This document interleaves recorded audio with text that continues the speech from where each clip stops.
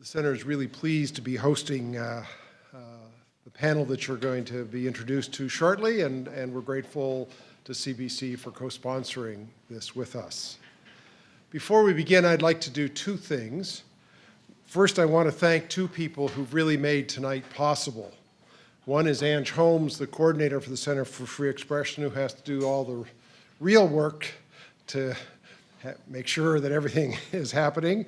And Ange is going to be passing out clipboards. This is the final event the Center for Free Expression is having this fall. And if any of you are interested in being on the email list to receive information about the events that we're going to have in the winter and the spring, just put your name and email address on these as they go around. The other person I want to thank is Ira Basin. In my view, he's one of Canada's real media treasures. He began his career at CBC, and I think it was 1984, if I... Pardon me? You were 10, okay.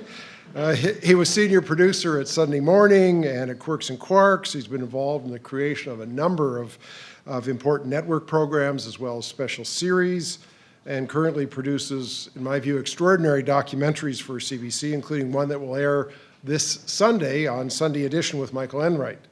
And it was his CBC documentary in February of this year entitled Facebook, What's Not to Like, that was really the inspiration for tonight's event. So I want to acknowledge and thank you, Ira, for not only that, but your continuing work.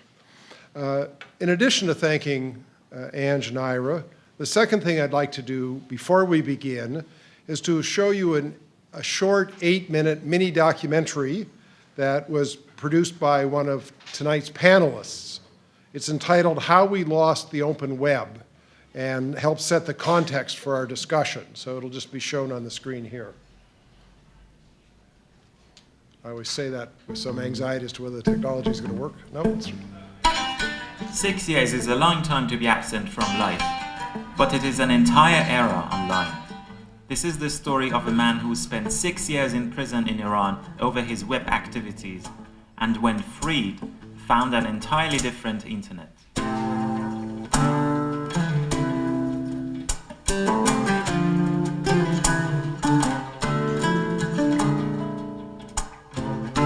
I am Hossein Derakhshan.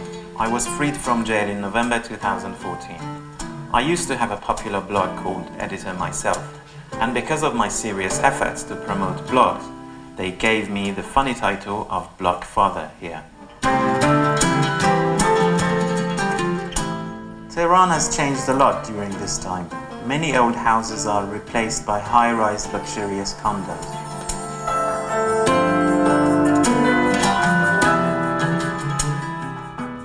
There are new roads, new highways, and many big SUVs. There are numerous large billboards with advertising for Swiss-made watches and Korean flat-screen TVs. And everybody seems more colorful and stylish, especially women. And hundreds of new cafes have opened up with Western music and female staff. This was all a huge surprise to me. The most shocking thing for me was how the internet had changed. I had heard about social networks' importance, and I knew that now everybody used them. What I didn't know was that they had not just killed blogging as I knew it, but also they had stolen most of our readers. Writing and publishing in social media was not much different from writing in a blog, but getting your posts read, or at least viewed by them, had become a big challenge. I started my blog, a new one, in Persian, about books and ideas, and I knew that I had to share it on social media, so I shared it on Facebook and Twitter. But in the first few days, it only received 4, 5, 6 likes. I started to think and reflect, and I used social networks to share my thoughts. Gradually, I realized that blogs are practically dead, and the reason for that was not the social networks per se. It was their treatment of hyperlinks and the philosophy behind their algorithms of representation, or what is now called the stream. Facebook's newsfeed is a stream. The idea is that not everyone's posts are interesting for you. So Facebook's algorithms pick the ones that are more recent and they have already received some likes, and they're about topics that you've already shown an interest in. In other words, the stream equates importance with newness and popularity. This is exactly like the real world, where youth and fame, or better to say, young celebrities, have dominated our cultures. Sadly, the once utopian virtual world is finally catching up with the depressing rules of the real world. Meanwhile, social networks are obsessively trying to keep us inside. So they are not big fans of hyperlinks, which take their users outside. Some, like Instagram, are simply preventing hyperlinks. Others, like Facebook, are degrading the hyperlink. Facebook only allows one link in a post, which is separate from the text, not part of it. It then treats that link like an object rather than a relation between inside and outside. It strips the hyperlink of its diversifying and decentralizing power. The rise of the stream and the fall of hyperlinks have resulted in a very different internet compared to 6 years ago. Web pages outside social networks are dying, and there are less and less people who are clicking on links in their newsfeed. They're also much less exposed to different opinion than before. Because of this tyranny of the popular, minority views are quashed and they are being radicalized as a result. The truth is that the internet is much less diverse now. Apart from deviating from the web's diverse nature, the internet is also becoming quite centralized with social networks. Now, huge amounts of user-generated content is kept within social networks' gigantic databases. We hardly own what we produce, and the risk of losing them is very high. Also, we are giving so much detail about our preferences that we have become extremely predictable to states and big corporations. And predictability means control. A recent study shows that Facebook can know you better than your parents with only 150 likes, and even better than your spouses with 300 likes. I think human race has never been so naked and so powerless.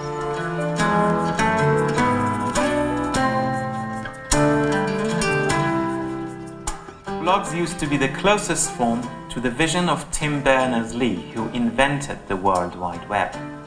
They provided a non-sequential, decentralized, active, and diverse way of representing information. With Facebook, blogs are dead. Now the internet is defined not by an interconnected collection of websites, but by a series of disconnected and centralized social networks and mobile apps that are gradually making web browsers irrelevant.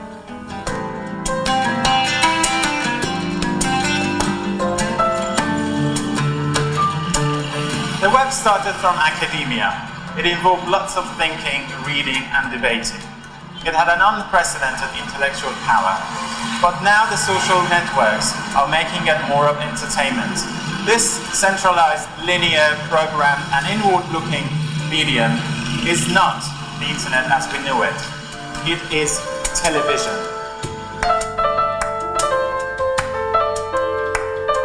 When we log on to Facebook, our personal television starts broadcasting, with more and more still and moving images or short paragraphs of text. And it all is individually tailored for us according to our preferences. Perhaps there is no way to save the web. The shift from what I call library internet to TV internet is sadly inevitable, as billions of people are connecting. After all, television is one of the few cultural forms that is still rapidly growing all around the world. It now dominates media, art, and even politics. But that doesn't mean we have to give up.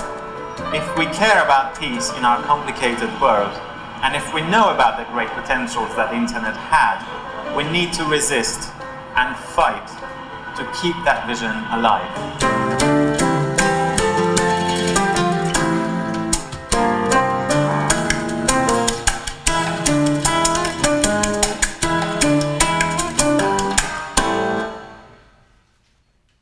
So now I'd like to introduce our panel. If you'd like to come up.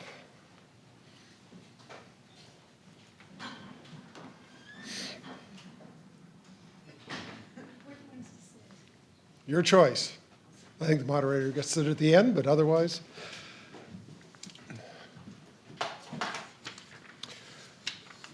So our first panelist on my immediate right is Hossein Derakhshan, who's the Canadian-Iranian author and media analyst who produced the video you just saw. And as mentioned in the video, he was a pioneer in blogging in Iran and earned the title of Blog Father. Sorry, sounds ominous in a sense. He spent 6 years in Evian prison in Tehran over his writings and his web activism. He's the author of The Web We Have to Save, which has been widely translated and published around the world. He now writes about Iran and technology for various media outlets and shares his thoughts on Twitter and Medium. Now, you might explain what Medium is. A lot of people, I didn't know until I started corresponding with you. Could you just? It's a platform like Twitter, but for longer pieces. So it's just medium.com, is that? Yes. Yeah. He's also the creator of Linkage, an art project to promote open and diverse internet. A former resident of Toronto, he now lives in Tehran. Our second panelist, sitting next to Hossein, is Sue Gardner. She's a former longtime executive director of Wikimedia Foundation, the nonprofit organization that operates Wikipedia, the world's fifth largest or fifth most popular website. She currently is co-chair as well of a campaign to ask President Obama to pardon NSA whistleblower Edward Snowden before the president leaves office, and is an advisor and board member to a number of organizations working to advance internet freedoms. She describes her work as motivated by the desire to ensure that everybody in the world has access to information they want and need, so they are equipped to make the best possible decisions. When she started her career, she said her tool for that was journalism, and now it's the internet. Prior to heading the Wikimedia Foundation, Sue was a journalist and executive at CBC for many years. Her last position at CBC was the head of CBC.ca. She has an honorary degree from Ryerson, honorary Doctor of Laws degree. Should call you Dr. Gardner. She was named the technology pioneer for the World Economic Forum in Davos. She was ranked by Forbes magazine as the 70th most powerful woman in the world. She was the inaugural recipient of the Knight Foundation's Innovation Award and has received the Cultural Humanist of the Year Award from Harvard Humanist Association, among many other awards. Our third panelist, sitting next to Sue, is Brodie Fenlon. Brodie is, sorry, my papers are all out of order here. Brodie joined CBCNews.ca as managing editor in 2013. A graduate of journalism program at the University of Western Ontario, Brodie has worked as a reporter for newspapers in London, Ontario, and Toronto before moving to digital at the Globe and Mail. In 2011, he helped launch the Huffington Post Canada, where he served as managing editor of news. Now he's the senior director of digital news for CBC, where he oversees the strategic direction for CBCNews.ca and its associated platforms, including desktop and mobile sites, apps, and social media accounts. And he has to deal with the issues we're going to be talking about tonight on a daily basis. Finally, our moderator for tonight is Paul Kennedy, who's been the host of CBC's Ideas since 1999, when he succeeded the legendary Lister Sinclair. But Paul's association with the program, I've learned, goes back to 1977, the year he made his first contribution to Ideas with a documentary called The Fur Trade Revisited. It's a project that took him on a 1,600-kilometer journey paddling down the Mackenzie River from the Great Slave Lake to the Arctic Ocean. Paul's interests encompass the environment, sport, travel, food, music, art, and biography. I guess that breadth of interest is essential if you're the host of ideas. His work engages what he describes as the core curriculum of contemporary culture. He's won national and international recognition for his work, including an ACTRA Award for the Best Canadian Radio Documentary for a program entitled War on the Home Front, co-authored with Timothy Findlay. The B'nai B'rith Media Human Rights Award for a series called Nuremberg on Trial. An Armstrong Award presented by Columbia University in 2005. He was awarded the Woods Hole Oceanographic Institution Special Citation for excellence in ocean science journalism for his 8-part series, Learning from the Oceans. Paul has a BA from Queen's, a Master of Literature from the University of Edinburgh in Scotland, and he did postgraduate work at the University of Toronto, where he studied with no one less than Marshall McLuhan. So it's a remarkable panel and a remarkable moderator, and I'll turn it over to Paul, and we're looking forward to them. Join me in welcoming them.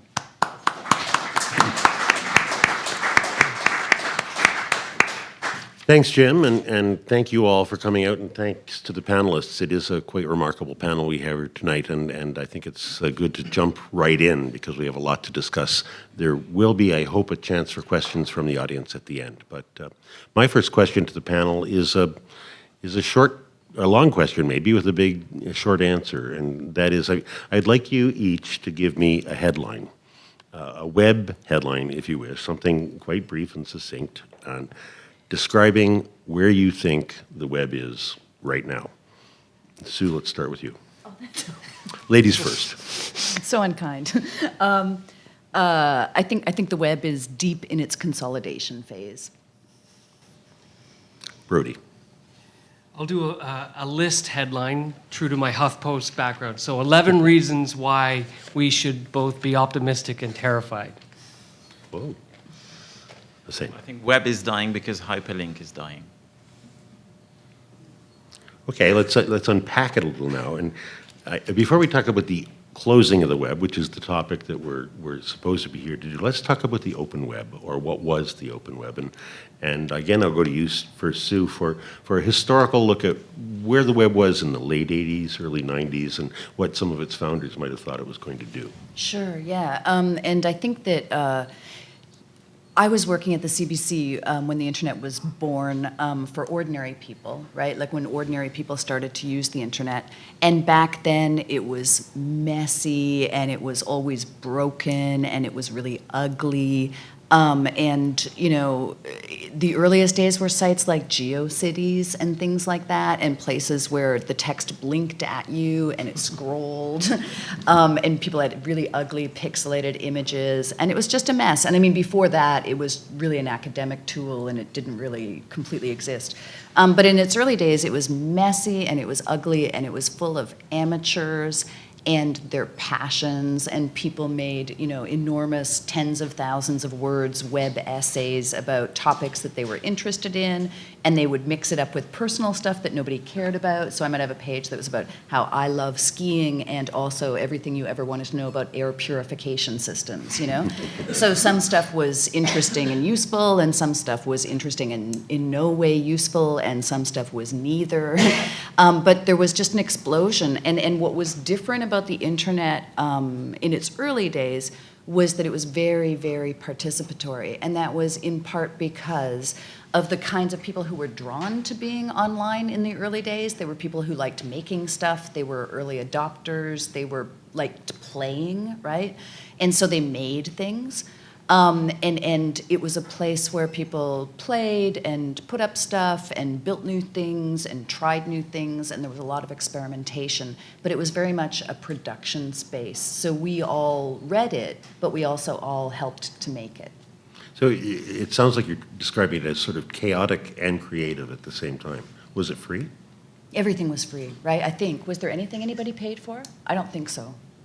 So, sorry, you mean free as in speech? Yeah, not I'm free talking as in both, beer. I guess. I mean, you're talking about economic terms, but was it free as in free speech? Yeah, very much so. Yeah. I mean, very much in contrast to today, you know, where, you know, there are, the forces of order have come into play on the internet in the last probably 10 years. So yeah. So you see it the last 10 years as being a crucial period Yeah. where things have not necessarily been going in the same direction. Yeah.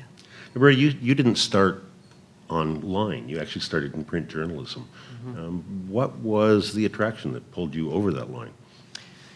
Well, yeah, I was in love with print, and I was in love with my byline, and I was in love with making the front page each day for the newspaper. But I had a moment where I asked my peer group, how many of them subscribe to newspapers, and where did they get their news? And I was really shocked when they all told me that none of them subscribed to newspapers. And some of them watched television, and some were getting it from the internet. And that was the moment for me where I realized I need to pivot and look at this other medium and make sense of it, because clearly I was the last of something, at least for my age group. And so I was reluctant about it, moved into digital at the Globe and Mail, and then fell in love with the proximity to the audience and all the possibilities that digital storytelling opened up for me. How about yourself, though, in those days when your friends were reading newspapers, or not reading newspapers, and they were going to the web for their information? What were you doing? Were you going to the web at all, or were you purely print? Sure, yeah, but I was still a guy in love with that big, heavy thing, the tome at the doorstep. And of course, being a reporter too, there's dread when you go to the door to pull up that newspaper, because you're competing with other newspapers, and you check your story and see if you got beat or if you did okay on the story. So there was a professional interest in newspapers, but I loved, and still do today, love the tactile experience of opening and reading the newspaper. But of course, I was into digital news for sure. Now, Hossein, we know a little bit about your past, and that you started blogging right here, I guess, in Toronto. What was it that attracted you to the web? I used to be a journalist for a reformist newspaper, and the story actually, how I started writing a daily column in that newspaper about the internet, was quite funny, because before that I only had an experience of writing for a monthly magazine about cinema, where I was only introducing websites about films and cinema on a monthly basis. And then one day I took a piece that I had written just as a test, and I gave it to the publishers of that newspaper. And then the day after, I went to the office, and they actually asked me to start writing it on a daily basis. This was 90, probably 7 or 8. And the internet had not come to Iran completely yet. It was still something people were more curious about. And actually, later on, when I started my blog, there were many emails I was receiving, and people were saying that we had collected all those columns. For a day, we would be online to actually see what was happening and what the possibilities are about the internet and web. So in a way, even myself, I wasn't able, the first time I saw the web was around almost maybe a few months before I started writing this column. Email was around for academics. Web was very rarely accessible to some small groups of people. But then, but the curiosity was there, and I think the fact that the newspaper publishers were so keen on having someone writing and introducing the potentials of the internet was very telling about a very thirsty society at that time. But the way I discovered blogs was here. After 9/11, I arrived in Canada in December 2000, and in September 2001, after 9/11, when I was looking for feedback, because I was really scared what would be the consequence of this event around the world, especially in the Middle East and especially in Iran. I was curious to see what the Americans were telling about the events and how they would interpret it. So that's how I discovered blogs, and I didn't really know what they were until I looked into it more carefully and more in detail, and then I realized that this is doable even for me, because I was disconnected from the audience that I had in that newspaper, and blogs were the best place and platform for me to be reconnecting to that audience again. So I quickly made one for myself, but there are technical issues for languages because, as you might expect, the internet and the technical infrastructure for the web was a very American English-speaking dominated. So writing in different languages was quite a challenge at the time. And for Persian, which is a right-to-left language, it was even more difficult. So I had to find a way, and eventually I started my own writing manual code on Notepad on Windows, which was the only piece of software which allowed Unicode, the standard for languages. And it took a few months until I realized that Blogger.com, which wasn't acquired by Google at the time yet, had started secretly, quietly had started supporting Unicode, and then I migrated my own to Blogger.com, and I also wrote a manual, a very easy step-to-step manual on how everyone can start their blogs, and that's how quickly the whole blogging movement, in a way, started in Persian among Iranians inside or outside Iran. What was it about? Was it the communication possibilities that were not there in other media that allowed you or urged you, encouraged you to get into the blog? I mean, what was the attraction? Yeah, that was definitely part of it. But then the other part was I discovered a very personal yet potentially serious platform for anyone who wanted to express themselves. And if you come from countries like Iran, where writing has always been a privilege for a very small minority of people, and it's always been a challenge for people to be able to write and publish, because always the states have had the monopoly on permits for publishing and for newspapers and any kind of other publications. This effectively a democratization of writing, I would say. And I thought at the moment this would be a historical thing in Iran to happen, and in many other parts of the world where you have the same kind of environment when it comes to free speech. So it was a mix of all these aspects: personal, political, social, and my own background was in sociology, so I was always very conscious about the socio-political meanings and implications of technology, and this was also what I was writing about in that newspaper column before I started the blog. Now, it wasn't long before the work you were doing in your blog on the web had implications for your life, not on the web, in real life, in person. Tell us about that. It was quite strange because I was here in Toronto. I was writing in Persian for an audience which were predominantly from Iran.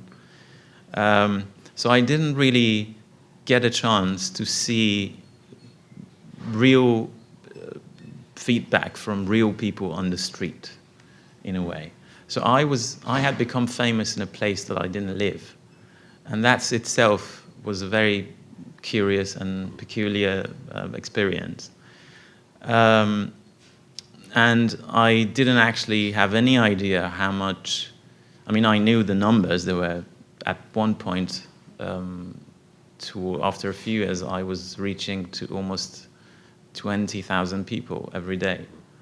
But I had no idea what those people were like. And because I didn't have any contact with them, I wasn't really aware of the impact that it could have, or it was having, back in Iran. So in a way, I was probably more free, in a way, than I would be if I lived in Iran, because I wasn't getting these personal feedbacks, which is a very interesting dynamic of this. Yeah.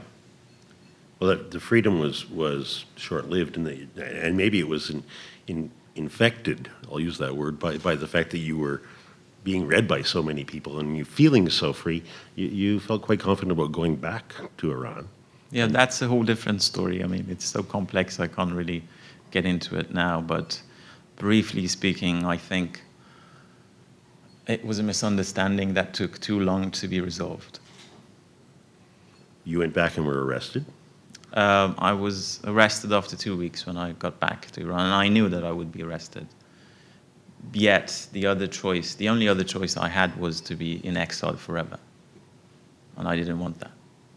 So I took the risk, and I knew I would be interrogated and imprisoned, but I was expecting maybe maximum couple of years of imprisonment, but it took longer. The sentence was 19 years, Yes. actually. Yeah. I mean, I don't know if you're in that kind of a situation, if you ever have time to think about this kind of thing. Do you think, oh, it was worth it that I was doing the blog to be sentenced to 19 years in Evan? Yeah. Yeah, I don't know. I mean, it's a really difficult question to answer if it was worth it or not. But now that I'm released and I'm back to life, I think I would be able to say it was worth it. You were released, and you returned to blogging. Yes. I Why? attempted. But certainly that was a dangerous decision. No, not necessarily. I mean, Iran is not Soviet Union. It's more complex than this. I'm still writing on Twitter. I'm still living in Iran. It's more about who you are than what you say sometimes, in many countries, especially in Iran. And actually what your audience is.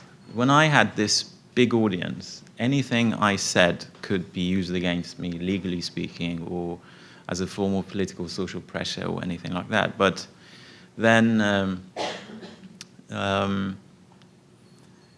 if you have a small audience, of course you would be less observed, you would have much more freedom to speak.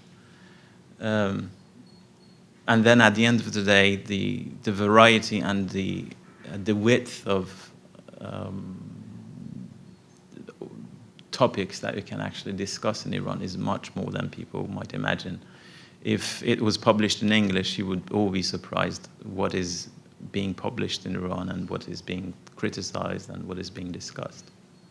You're still publishing online, though. You're publishing your opinions. I do publish some English articles about a few pieces about Iran for The Guardian I've written, and other places about how technology is evolving. But at the same time, I'm also writing in Persian for local magazines and newspapers. I guess what's interesting is the time you were in jail, and it was not 19 years. You were in the prison, one of the worst prisons in the world, I must say, but you were in that prison for 6 years. Yes. Came out and stayed in Tehran, decided to stay in Tehran to Yes. do the kinds of things you're doing. What's important is you noticed huge changes in the internet during that time that you'd been completely separated from it. Yeah. Now, what are those changes? I would describe the change, as I said in the video, in one simple argument that the internet used to be like books, but now it's like television. That's the summary of everything.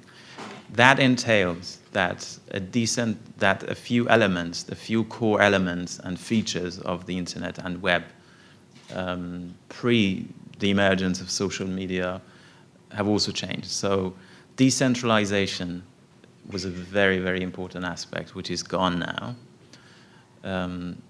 Non-linearity, which was another feature, which is gone as a result, actually, of the demise of hyperlinks, because hyperlinks were always enabling you to jump between different web pages, and you were always surprised because you had sometimes no idea where these links were leading you to. In addition to that, it's much less diverse now, again, as a result of hyperlinks decline. And it's become quite popularity driven in a way. If you write something that not many people support it somehow, it's very likely that it wouldn't be visible to many people, even the people who are following you. And that's a very key difference here. In the era of blogging, when you were reading a blog, you would be able to read every post from top to bottom, even in the archives. And by the way, archives have disappeared as well, and that's very interesting, how and why and what's the theory behind it and all that. But now, when you follow someone, let's say on Twitter or Facebook, you don't even see all their posts.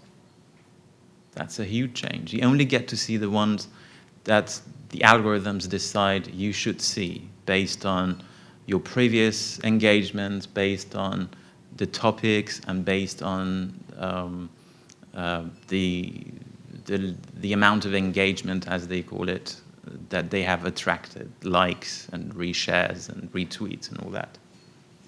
So it's becoming a tyranny of the popular, and this is something I noticed in 2008 when I was doing a master's in London in media studies, and I wrote a dissertation on it. And that time, I think Web 2.0 was emerging, and I was clearly seeing how the Web 2.0 is becoming a tyranny of the popular.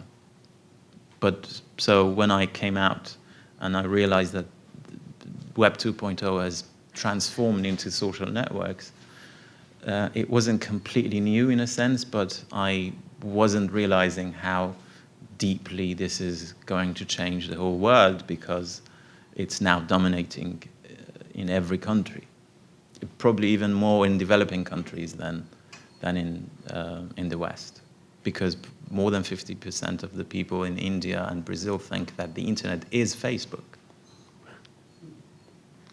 Sue, what's your opinion about that same historical period? Sure. So I think that what changed things the most, I think, was the advent of smartphones, right? Which happened in around 2007. I think the iPhone came out, the first iPhone came out in 2007. So I left the CBC and went to run the Wikimedia Foundation in 2007. iPhone came out a couple weeks after I started there. And then later we got Android phones, and soon apps started being developed, and they started developing the App Store and the Google Play Store. And I think that, so from my perspective, right, I was at the Wikimedia Foundation at that time. Wikipedia is a triumph of the open internet, right? It is a child of the participatory internet. And it's a desktop product, what we used to call a desktop product, because to edit Wikipedia, you want to be sitting down at a computer, typing and making references, and you've got multiple tabs open, you're working on an article. It's hard to do that on a phone. And Wikipedia, being a product of all these people all around the world, and as you said earlier, right to left languages, like Wikipedia is it's 350 languages, which is, really hard. It was really hard to make that possible, right? But it was very much a product of the participatory open web world. And then when apps started to come out, we had to look at them and decide, were we going to do that ourselves? Were we going to throw our lot into the app world? And we were anxious, and we didn't want to do it in some ways for ideological reasons. We liked the open internet. We liked things being participatory. We knew, though, that people were accessing the internet more from their mobile phones, and mobile phones have a variety of constraints, and they also have a variety of capabilities that they enable that desktops don't. And so, your mobile phone has a tiny little keyboard, and now they all have soft keyboards. There's not even physical keys that you're pressing, so it's a lot harder to produce any material, even just text material, from a cell phone. And they have a tiny little screen, right? So you can't move things around, and you can't interact in complicated ways. You can only interact in ways that are sort of simple and constrained. And so things get simpler, buttons get bigger, interactions become more, you get a choice of a couple of things to do instead of an array of options for you. And so those are some of the constraints of the mobile phone. And then it also enables some capabilities that we didn't previously have, so your phone knows where you are, right? And so that location sensitivity is actually really useful and can be kind of awesome. And so one of the apps that, I don't think the Wikimedia Foundation made this, I think somebody else made it, but somebody made an app where you can be in a city walking around downtown and you can open the app and see what Wikipedia articles are relevant to what is near to you, right? So there's a statue and you can read the history of that statue, or there's a building you don't know what it is, you can look on your phone and it'll tell you what Wikipedia says it is and about its history. And so that's a capability we didn't previously have, and that's kind of great. You can also take pictures with your phone and upload them, and so that's kind of great too, and you can make apps that enable people to do that. So there's stuff you can do with your phones that you couldn't previously do with your desktop, your laptop, and there's stuff that you cannot do or cannot do easily with your phone. And so at the Wikimedia Foundation, we asked ourselves, should we move into the app world? And we were concerned about being in the app world precisely as you say, right? It reduces the sort of flow, the kind of free, easy linkages where you're going from one site to another site and you're learning multiple new things and cross-referencing and sort of exploring and playing. It confines you inside the walled garden of that one place where you are. Web browsers themselves are apps as well. Yeah, but they're interconnected to other Yeah, things, it's right? the most powerful app. Exactly. Yeah. Yeah, and so, we did make apps, and we knew when we made them for things that phones are suited to, right? So we made them so that you could, take and upload photographs to articles really easily. But I remember those years, probably around 2008, 2009, certainly by 2010, I remember worrying about the future of Wikipedia because the internet was moving in this walled garden direction. People were really shifting more towards a consumption mode, right? They were watching a lot of video, they were maybe reading things, right? And we knew that Wikipedia would be very popular on people's phones for reading, but we worried about the consumption piece of it, right? Because we believed, and we still believe, in that version of the internet where, the reason I wanted to be at Wikipedia was because Wikipedia empowered ordinary people to create material that they could all share with each other and learn from each other. That's why it was interesting, right? We used to have gatekeepers standing between us and knowledge, right? Journalists, editors, publishers. The internet made it possible for people to inform each other and learn from each other directly without intermediaries, right? And we loved that world. That was an awesome world, right? But we could see at Wikipedia, we could see that the walls were in some ways closing in, really. Like we could see that things were changing. The other thing too, we should pause and just reflect for a moment on the profound impact the smartphone has had, as Sue said, on how we consume and share information. And there's really no consumer tech like it. Nothing has been adopted as quickly by as many people ever, really. I think maybe television rivals it in the 50s, but there's nothing like it. So the consumer has made a choice here. And the thing about apps is, as Sue said, you're right, so your conventional keyboard is gone, your mouse is gone, your browser's diminished, even the search engine is diminished. Your interface to the internet is the app. And apps are complicated to build. You need engineers to build them. Who's got engineers? The tech companies. They also tend to be the ones that make the phones. So they're privileged in this new world. But they build pretty great stuff. And then the power of the phone to geolocate you, as Sue said, to know where you are, what time you're accessing that app, gives the app maker all kinds of intel and data on you.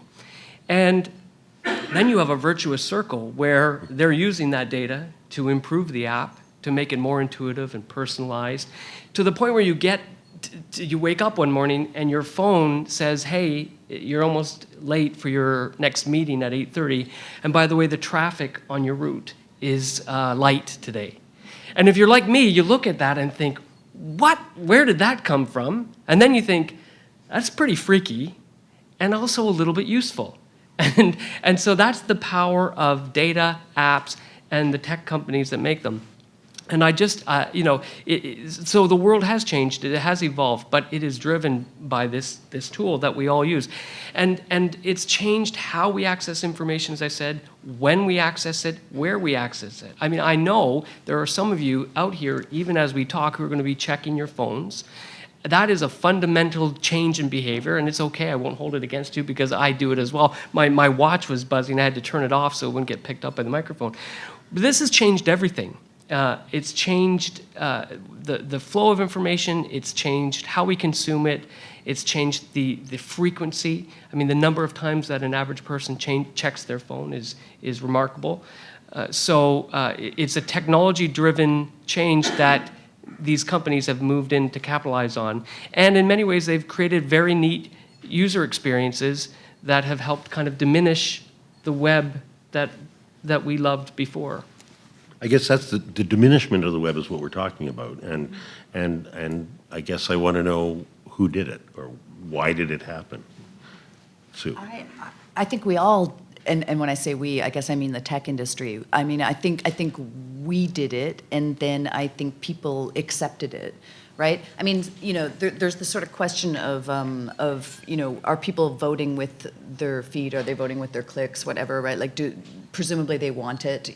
I mean, like, so for example, if for every hour, I think, that you spend on your phone in the mobile web, the average person spends 3 hours in apps, right? And so you could say and that, by the way, is the daily figure. So apparently we all spend 3 hours a day on our apps and 1 hour a day on our mobile phones. And I don't know when we're watching television or talking to our children or whatever. Breathing or eating. Yeah, exactly. Yeah.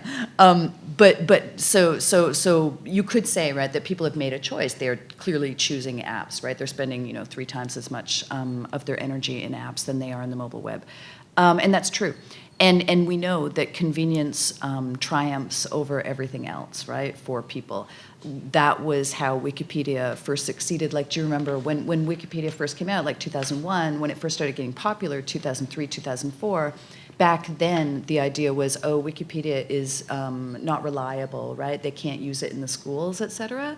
But Wikipedia became enormously popular, 500 million readers, largely because of convenience, right? Because it was so complete, and there was just so much of it, and it was always available to you, and it was free, right? So convenience wins over everything. And we know that, in app land, apps are more of a controlled experience, right? They're customized for the device, and they're customized for usually a narrower purpose than what we would have done on the open internet earlier. And that means that they can be more beautiful, right? They can be more well-crafted. Like I said before, the buttons are bigger, the design is suited to that device type, right? And so they're a more pleasurable experience in a bunch of ways. So I think also what you said about the companies making the apps prefer them because the business model of the internet is we trade our privacy for convenience, right? And companies want our information both to make the experience better for us, which is legit and true and real, but also because that's how we've chosen to monetize the internet, right? We've chosen to use people's private data, advertising, and other models, but the monetization of what they're doing, right? And apps give a lot more data back to the tech company than the open internet did. And so I guess my view is tech companies chose to do this for reasons both user-centric and business-centric, right? And users chose to let the tech companies do it. But I think it's also reasonable to put a bit of an asterisk on that and to say, I don't know that people are, like end users, I don't know that they are particularly shaping their own internet experiences, right? I don't know that things are developing in a way that is either best for people or that people actually want, right? I think that, a lot of people don't want to be on Facebook, and they're on Facebook because their kids are on Facebook or because their friends are there, right? Like we or you're on LinkedIn because everybody is on LinkedIn. If you're not, that's odd, right? So I think it would not be correct, I think, to say that people have truly got free choice in terms of opting out and making their own decisions. I don't think that that is really the case. I think that, if you're going to engage in the modern world, you're going to use the internet the way tech companies are making it for you, right? And you're going to benefit from it in a bunch of ways, but you're not really exercising a completely free choice, is what I would say.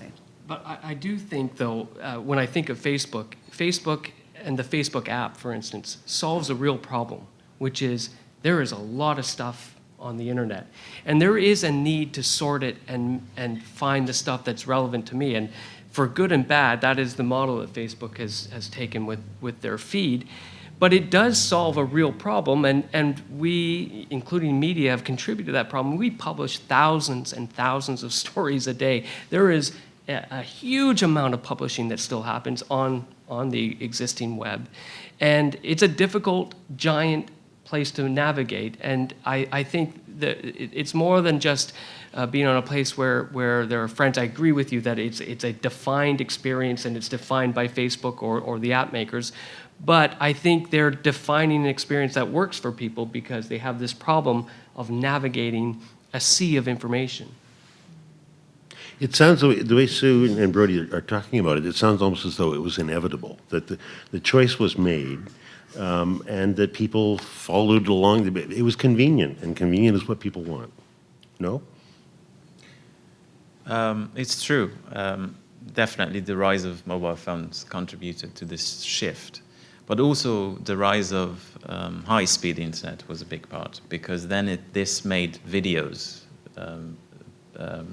possible to be streamed without any kind of delay, without any pause, and it became very convenient to watch videos. YouTube was very smart. I mean, Google was really smart to buy YouTube, because if they didn't have YouTube, I think they would be declining as a company. I mean, at least the search engine part, because it was a text-centered platform. This is another aspect, I think, that is very important, and I try to mention it in the video. There is also a shift from a text-centered space to a video-centered or image-centered space. And this is also affecting the way actually we communicate with each other, with the outside world, with politics, elections, everything.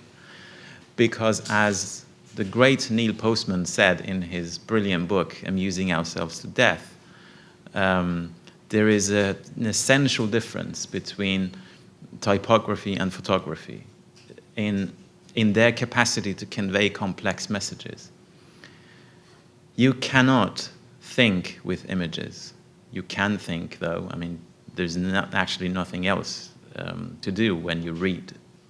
It engages your brain, it engages your intellect and intelligence, and it produces thinking, while images and videos can only produce emotions. And now that we are in the middle of this widely debated discussion, widely common discussion about why suddenly, for instance, demagogues around the world are rising. One of the reasons that I think can explain this is this shift from text to video, which is also translated to a shift from thinking to emotions. So when you see how societies in different parts of the world are becoming emotion-driven, and actually when you see that television which was the main platform for that kind of communication, is now dominating everything, and now it's even hijacked the medium of the open web, and now even the web is becoming like television. It's all full of videos. If you realize your news feeds, it's really awful. And then the way you can actually interact with these posts on social network is very interesting. They don't allow you to say if you agree or disagree with a post or a video. They do not allow you to say if this is a trustworthy or is it a suspicious post. It only works on emotions. You're only allowed to say if you like something or if you dislike something. This proliferation of emotions is actually one reason that demagogues around the world are becoming successful in twisting the facts, in creating this environment which is now called post, which is completely related to feelings and emotions rather than facts and thinking. And I think this has really serious consequences around the world. The emergence of social networks and the unfortunate fact that the newspapers, when the web emerged, they found this amazing space for themselves to reach to a wider audience, to make even more money from advertising around the world. So for almost 20 years, newspapers and publications and text-centered, basically, journalism was very happy about the web.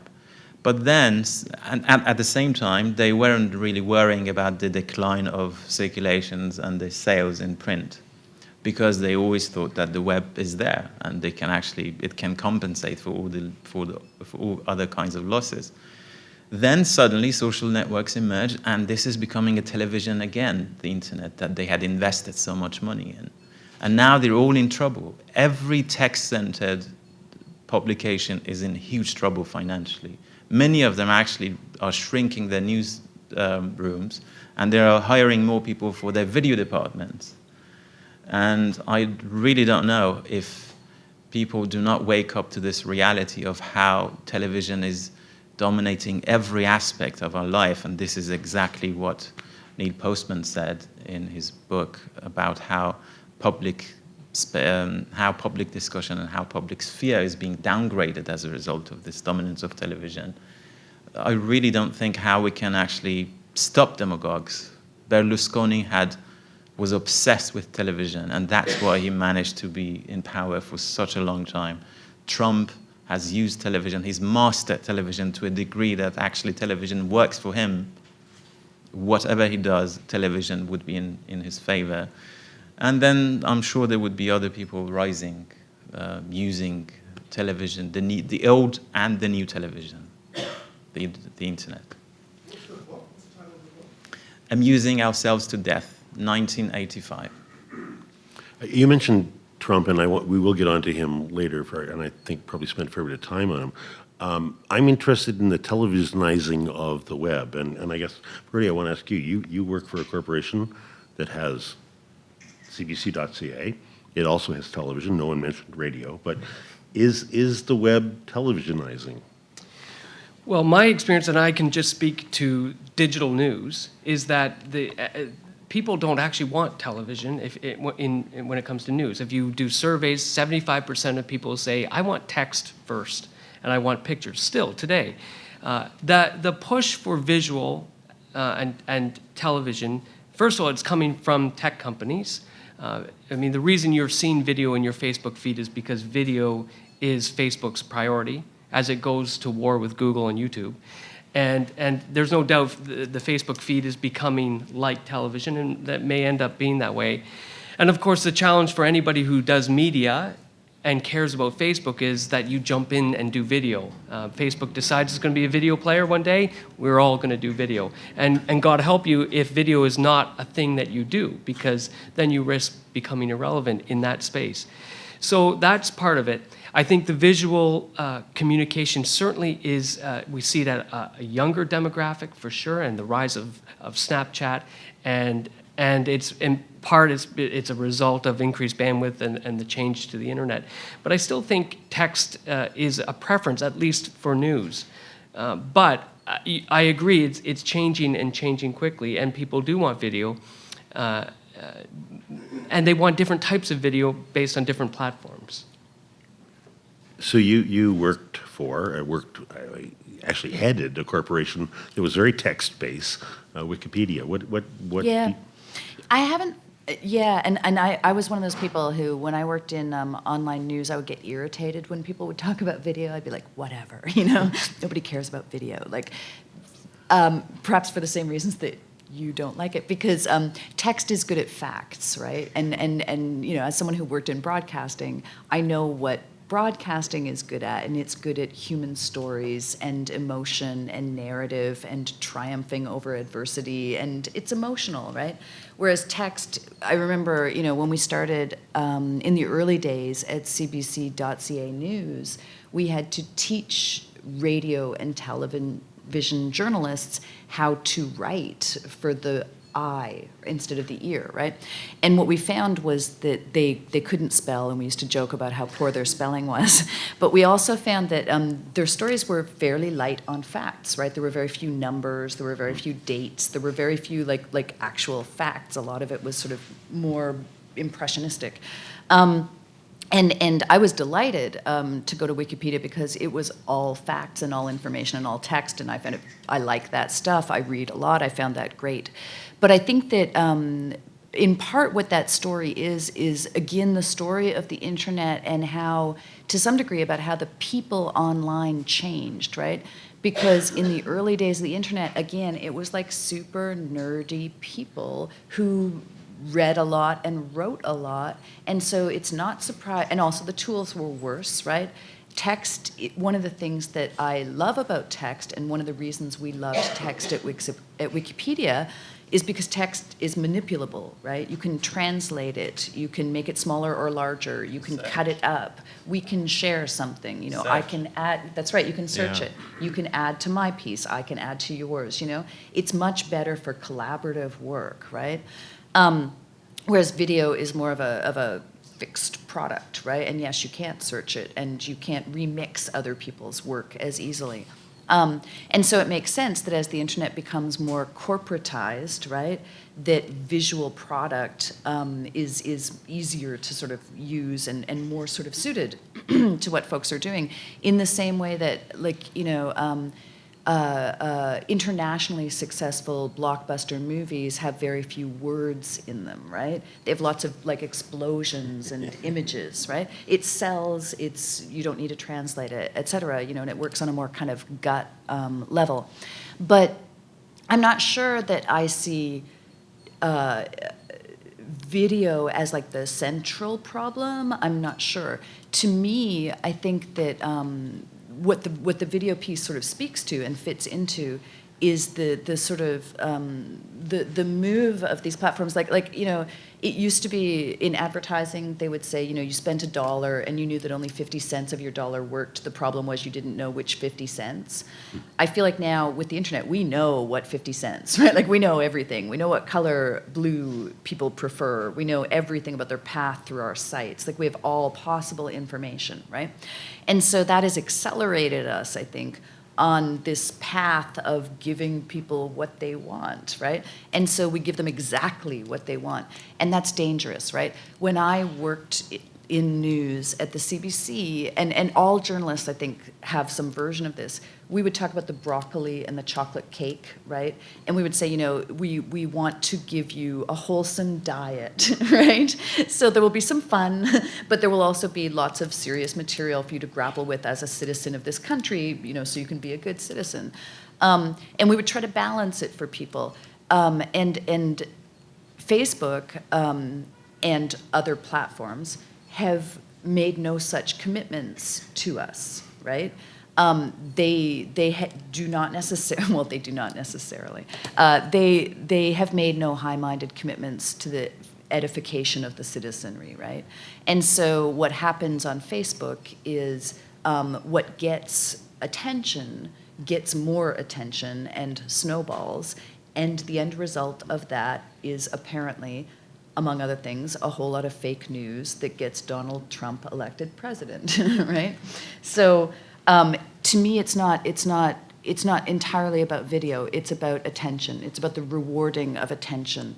And again, you can make arguments about giving the people what they want, but I'm not sure that those are, plausible or persuasive arguments. I feel like we have all had the experience of sitting down at our laptop or pulling up our phone or whatever and kind of losing ourselves and kind of coming to ourselves like 2 or 3 or 4 hours later. It's not only me, right? And thinking, wow, I just wasted a ton of time and I learned nothing and I actually didn't even really enjoy myself, right? So I'm not sure that we're choosing to do this, right? There's a whole art. It's called growth hacking, right?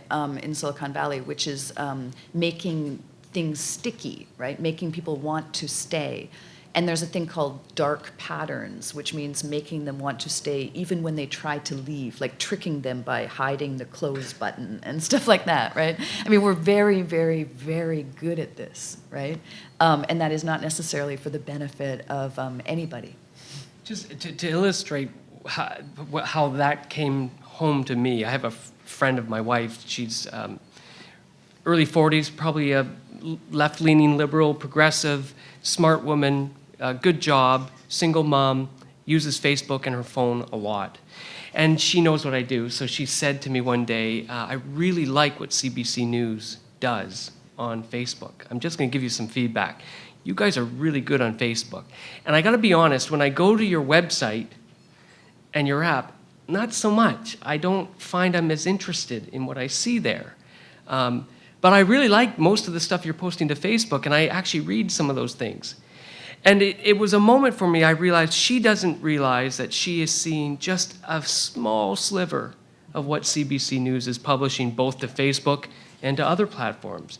Her window was so narrowed by the algorithm, which knows the things that we're doing at CBC News that are going to be most relevant to her based on her preferences, based on what her peer network do, and based on her past history and all the other, the dark mystery of that algorithm, how it decides what to serve up to you. But it was a real moment because that's the thing we're grappling with. Now, she will not see this week that we are in Aleppo. We're one of the few Western reporters. We have Margaret Evans, she's on the ground in Aleppo. Aleppo doesn't share. And it doesn't share well unless it's a very dramatic picture of a young boy shell-shocked after an airstrike, and then Aleppo bubbles to the top. This is one of the big problems. The problem is that Facebook favors shareability over public interest, and it favors scale over niche. In terms of news, that would be local news, I think, is a problem. At the same time, we have to wrestle with the fact that her CBC News experience on Facebook is very appealing to her. It's working for her. And that, for me, in a nutshell, is the dilemma. It strikes me that we're talking about the enemy being the algorithm here. And I think algorithms were actually invented in Iran. No? Centuries ago. But what is it that's so dangerous about the algorithm? Is it that we're in an echo chamber, that it feeds back to us what we want? Yeah, let me connect this to what I wanted to add to this, to the other points. What is making the new internet a television for me is not just the videos. It's the mode of communication. It's the way we communicate with what we see on our screens. It's passive. It's a centralized. It's a linear, and it's very much based on our habits in a way. It's actually even worse than television because there is still an element of surprise in television, which is gone now. You would always be able to predict what you're going to see on your news feed. And then let me give you a very interesting example of how this is becoming like television. When I was blogging, and I think some people in the audience used to blog. How many actually of you used to have a blog? You write? Are you still writing them? Are you still writing them? How many? Okay, a bit fewer. It didn't really matter when you posted your blog posts. But now, with the stream, if you post something outside this prime time, which is a very television 9 to 11, your tweets, your posts wouldn't be even visible enough. Then you have the disappearance of archives, which is another step towards becoming television. Then it's so passive that you don't even have to do anything. You can only watch back and sit back and then scroll. And that's your television. Even the amount of text that is exposed to you, it's so little that you can actually see it as a picture rather than a text. These are the reasons I'm saying that this is becoming television. Then, what is making it worse than the television is actually the surprise element, which is connected to algorithms. I am not saying that algorithms are per se problematic. The current existing algorithms that is dominating the industry is problematic, because behind every algorithm, which is basically, I mean, algorithms are simple rules for decision making. There are very easy systems of decision making. If you want to, it's a very simple way of formula to decide between A or B, and it goes into a machine and then B comes out or A comes out.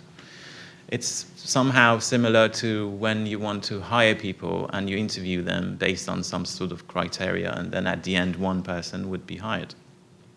So this is what happens. There are all kinds of information, millions of posts that can potentially be represented to you, but then the algorithms decide which one would fit you better than others. So they're all based on certain rules, and these rules are based on social values, and this is what I'm trying to emphasize on. The current values, social values, underlying these algorithms are problematic. And I give you an example why, and what the alternative could be. If instead of popularity and newness, which are the two dominant social values behind these algorithms, imagine if diversity and quality were important. Or imagine if obscurity and no newness, they could be coming from any time, would be the social value behind these algorithms. Imagine how you would actually communicate with with news feeds. And actually think of DJs. DJs do completely the opposite thing. They always bring out old stuff and things that are not popular at all, and they make them popular. So imagine different kinds of algorithms could be possible with different kinds of social values, which would privilege diversity, quality, and they would define quality and relevance in different ways. So this is something I guess is easily doable if there is enough social pressure on these companies to first of all disclose and make transparent what they do and how these algorithms work, because they constantly change them and we don't even notice. And then second of all, they have to make them customizable. We have to be able to decide what kind of news we do want to see. Either we want more serious news or less. Either we want more videos or more text. Either we want more diversity or we want more trendy stories to see. Even states should, I think, intervene now, because now these algorithms are dominating every aspect of our lives, which used to be the realm of representative democracies and governments. They're now deciding what we see, who we date, what we eat, where we shop, what we buy. And part of this realm and space was actually the reason governments started to exist. And these private companies have completely dominating many of these spaces, and if they see themselves as utility, like power, electricity, water, they need to be ready to be regulated and guarantee minimums of diversity, minimums of minority views, and all these things that are actually happening in other spheres of life, but not online, because it's heavily dominated by private companies. So you mentioned Trump earlier, and we have to get into the election because Facebook is taking a heck of a backlash for this. I mean, they're being credited or blamed with the election of a president of the United States. Is that valid? Yeah, and I'm really glad you asked me, because I was feeling guilty for being a little bit facetious before, because they're surely not the primary. I mean, there are many, many, many contributing factors, all of which are very sad. and the Facebook fake news problem is only one of them. But yeah, the Facebook fake news problem, it's still being sorted out what level of contribution it made, but we do know that people have been sorting ourselves into like-minded tribes. I mean, before technology started sorting us, right? There was that book a couple of years ago, maybe 10 years ago, The Great Sort or The Big Sort, about how we were moving into communities to live near people like us, right? We were physically, geographically sorting into like-minded tribes. But Facebook and other social networks have massively accelerated that.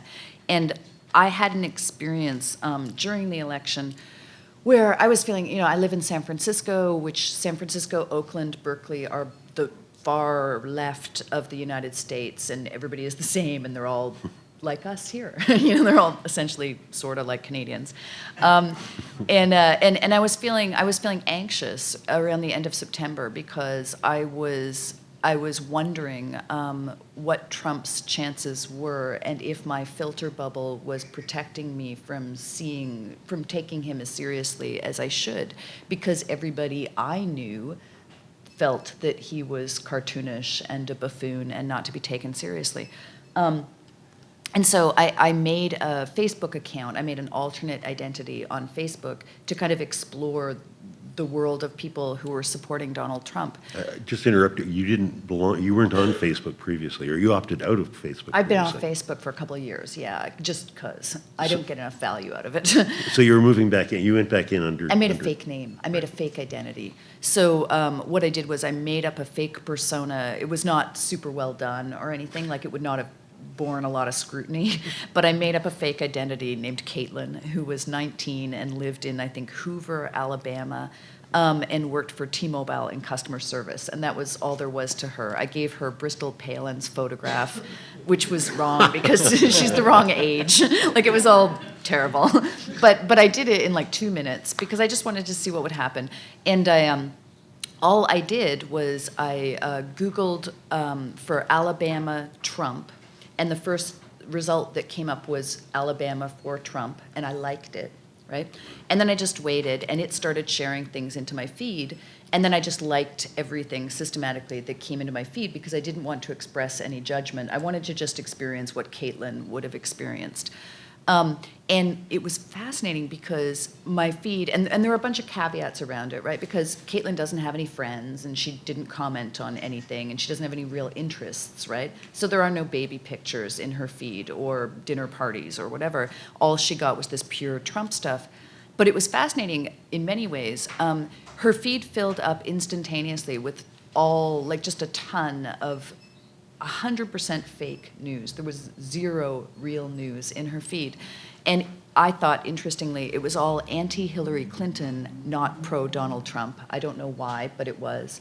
And it was all nonsense stories about Hillary Clinton, that she had killed 44 people since the 1970s, that she was in a long-time lesbian relationship with Huma Abedin, and that she had an assistant in the 70s who arranged her sexual liaisons, that she was a robot, that she was that she had syphilis, that she had various diseases and was very frail, and et cetera. But it was a mix of fake news that looked like real news stories, right? They had headlines and bylines and images and so forth, mixed in with some memes that were just like junk, right? Like just like, we hate Hillary or whatever. And that's obviously not a realistic sort of approximation of what a real person in Alabama would have been consuming, because that person would have been having real life conversations with their friends and their families, and they would have been watching a little bit of television and maybe picking up a newspaper every now and then. So that's not like that is that person's sole news diet. And I can't begin to imagine what effect that would have on someone, because it wouldn't change their mind from A to Z, but it would probably have some kind of effect. So, you think about what are the implications, and they're with us, right? What are the implications of hyper-partisan news, in a context where on a social network, whether you have a billion-dollar, august, centuries-old news organization behind you, or, as BuzzFeed wrote about, you're a 25-year-old kid in Macedonia just making up crap on your laptop, right? You can't tell.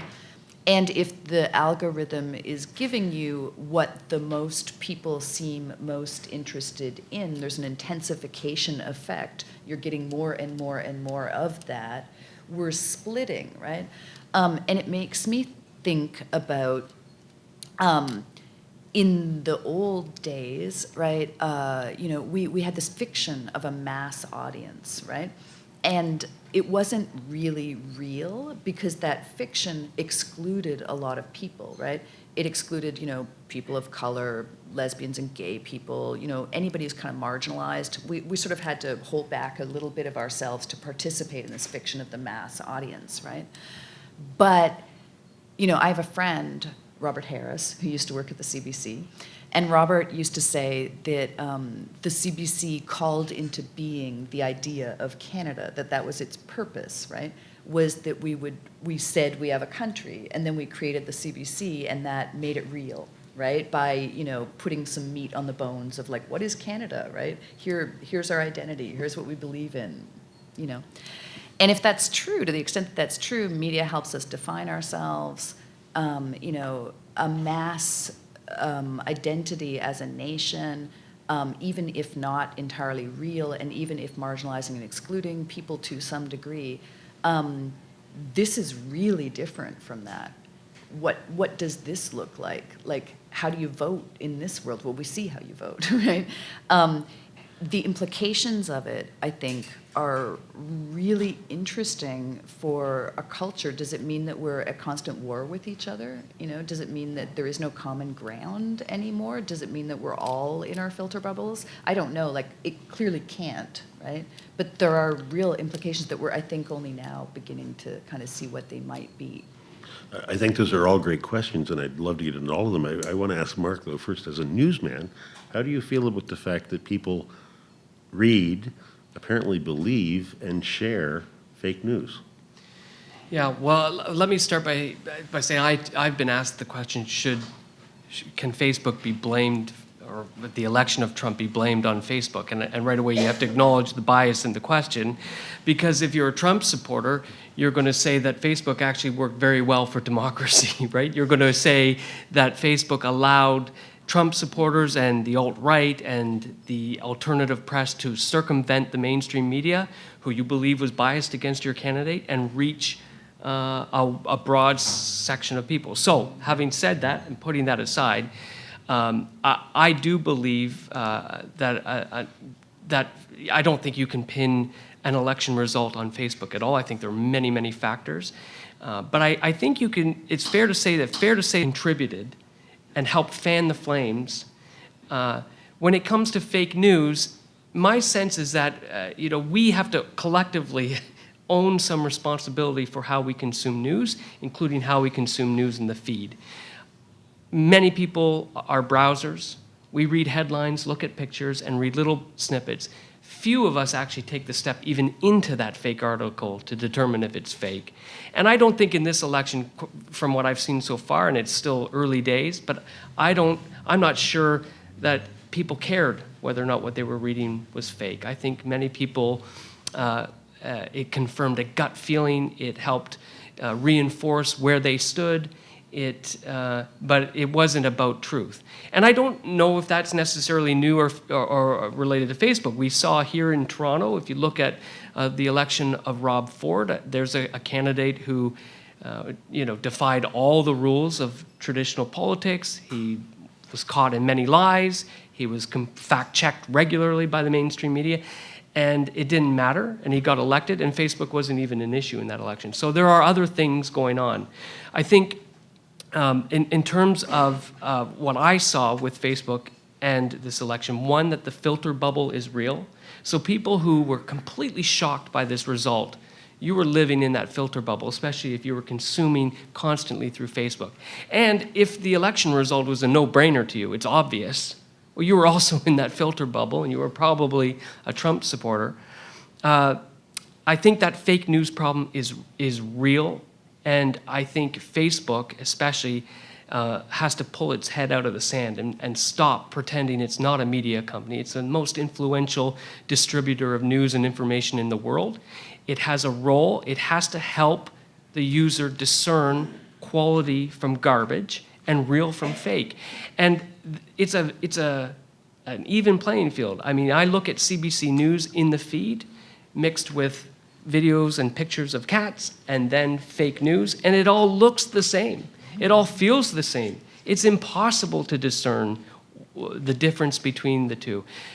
So Facebook has to own up to that. And but I also think we have to take a look at ourselves. And we are busy people. We are distracted. We have a lot going on in our lives and in the social spaces, the digital spaces where we live our lives. And we are not taking the time to dive in and think. I think we let a lot of stuff wash over us. And I'm as guilty as anyone of it because I live a busy life too. You said, you talked about Facebook's position that they are not a media organization. I think Mark Zuckerberg says they're not a media organization. Just a quick poll of the three people on the stage. Hossein, are they a media organization? It's interesting how Facebook is transforming from a distributor. I mean, if we think of journalism as having three aspects: distribution, publishing, and production, Facebook has started from distribution, and now it's gradually moving towards publishing and publication. And I guess they would be actually doing production as well soon, because they have all the necessary tools and resources, and they would have amazing access to a really valuable data that they know about all their users, so they can actually tailor anything that they want to produce for them, very much like Netflix, and the way they're actually using this big data that they've gathered about the preferences of the users, and actually they produce TV series based on those that information. House of Cards was made out of this big data. That's why, I mean, in their analysis of their big data, they had realized that Robin Wright and Kevin Spacey have a good chemistry on screen, and if the plot is such and such, it would be a successful show, and that's how they produced it. So I'm sure Facebook is going to do this, and it would probably be video, not any kind of text production. But then I forgot what I wanted to say. What was the question again? Whether Facebook is in fact a media corporation or a media. Yeah, I think they're moving that way, and already when they're publishing, it's part of a media organization's job, and even distribution. So the problem now for many other media outlets is that they've completely lost their control on the distribution side. And now they are beginning to lose control on the publication side as well. So many of them do now, and there are some new startups without actually having a central website for what they do. They only produce things, and they would publish them on Facebook and other social networks, and they would distribute them for the content for them. This is dangerous, because then they would have no control on advertising. They would not be able to see how their users are. They can't gather information about their preferences and all that. And that's another thing that is threatening the current situation for journalism. Sue, is Facebook media? I think they are probably a media company. I think a different question is, are they a news company or are they a public service organization? Do they share any of the values of news companies? And I think the answer to that is no, right? They haven't made any commitment to anybody on any of that stuff. And so I feel like they're a media company in the sense that they are definitely moving into the publishing space, right? Like you're right, they're moving further up the chain, right? So they're definitely a media company and becoming more so, yeah.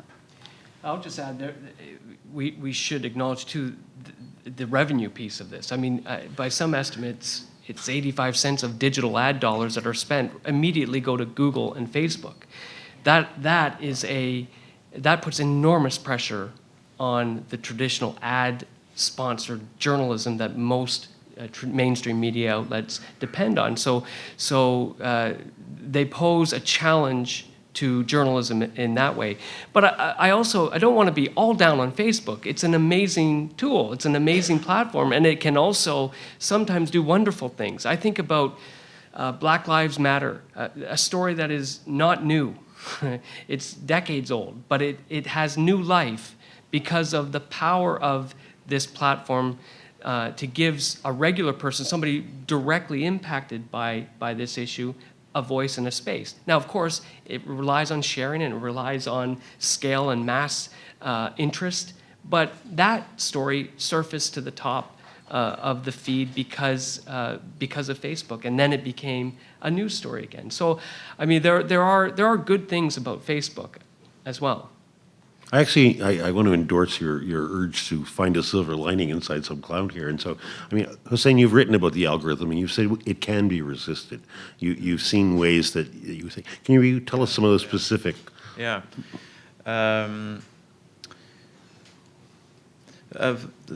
Let me add something to the discussion about the fake news, and referring again to Neil Postman. He says when news becomes a form of entertainment, anything that is produced within that discourse is actually disinformation or fake news itself, because it's more about entertainment than information and informing people. And that's a very interesting argument, that news cannot be factual in a sense that you would see it in print if it's on television, because there is drama, there is entertainment aspects and blah, blah, blah, especially on private television. But then back to this question about how we can resist algorithms, I think once we are conscious about these underlying values, then we can resist, and the resistance is exactly where the power is. So one of the ideas that anyone can do would be to confuse these algorithms by randomizing your engagement, by liking what you actually dislike, by doing things that would confuse the algorithm, so they would give you irrelevant, they would give you things that you wouldn't expect to see. And by that, I think you could somehow maximize the diversity that you can actually gain. But then I've been actually recently thinking of some very easy technical tools like browser plugins, who would replace the word like with agree anywhere on Facebook's newsfeed, or like with I trust this, or I suspect this. Or even further, if you would have a kind of mechanism that is created by programmers using plugins on your browser, who would actually suggest you a wider kind of choices when it comes to pages you can follow or people you can follow, which is, I think, doable, then everyone would be able to follow things that are not necessarily in their own comfort cocoons, I call them, because I think that's all about comfort, that they make money out of making you more comfortable. Otherwise, they would lose so much money, so it doesn't make any sense. And they're cocoons because they are comfortable. So in a way, I think this would be one way to resist them. The other thing would be, as I said, to a public push, a social pressure on these corporations to make to disclose what they do, and then on a higher level, a state kind of intervention, which should be pushed by citizens around the world. And I think what Angela Merkel said a few weeks ago was quite surprising for a politician, to say that she had said Facebook should be, the algorithm should become transparent. So I think the discussion is becoming popular, and the consciousness is rising around the world about how these algorithms are controlling different aspects of our lives. Sue, how could corporations like Google or Facebook step up to, I guess, fit that sort of goal of making the place a little more open, a little less capitalized? Yeah. We did it at Wikipedia by like everything, and it was manual, right? Like nothing was automated, nothing was an algorithm. But we did it at Wikipedia, it was manual. And so real people all around the world made decisions, like editorial decisions at Wikipedia. And so, you know, when I think about the conversations that we're having right now about the fake news, and people talk about, you know, should Facebook put in editorial teams to make decisions about what is real and what is fake, and people like Mark Zuckerberg, you know, reasonably say it's not actually always really super obvious, right? Like what those decisions would look like. More importantly, who would make those decisions, right? And I think that. At Wikipedia, we had a fight in, God, I don't remember when it was, maybe 2009, about sexual and other potentially offensive images on Wikipedia, and were they okay or not okay. And it was much more complicated than I certainly had expected it to be, because there were a ton of cross-cultural issues, right? What is offensive in one culture is not in another, et cetera. And so we had to do a lot of thinking about what were we, what kind of project were we, and what we ended up deciding, the Wikipedia community ended up deciding, was that we were a product of the Enlightenment. And so we were going to publish the things, including the Muhammad cartoons and the nudity and everything, and it was not going to be a safe place for children, and that adults could make their own decisions and click where they wanted to click and not where they didn't. And I was fine with that. And I was fine with it because the people who made the encyclopedia and the people who read the encyclopedia made decisions. And so it was the right decision for them. When I look at Facebook, Google, Twitter, et cetera, what troubles me is that lack of transparency, the opacity. We have no idea what is in the algorithm. You're quite right. Like, I might want something a little bit different. I might want to move the dial slightly for myself, right? My gut feeling is that it would not be a good idea for Facebook and the other companies to intervene or attempt to control editorial content too much themselves. Because I don't trust them to do it, honestly, right? I mean, we start with the starting point of Silicon Valley has a tremendously terrible track record in terms of diversity, right? It is extremely white and Asian. It is extremely male. It is extremely young, right? It is a super narrow slice of the population. We know that by the products that they create, right? And a joke that we make in Silicon Valley is, you know, VCs apparently will fund anything that meets the needs of a 25-year-old white or Asian young man who lives in a city, right? You know, so it's all like deliver your laundry and bring you dinner and, you know, a faster pizza at an earlier time, and, you know. And so clearly those people should not be making decisions that affect the entire world in all its diversity. Probably it would be really hard to construct any kind of editorial board or any kind of group that could, you know, with legitimacy, make those decisions.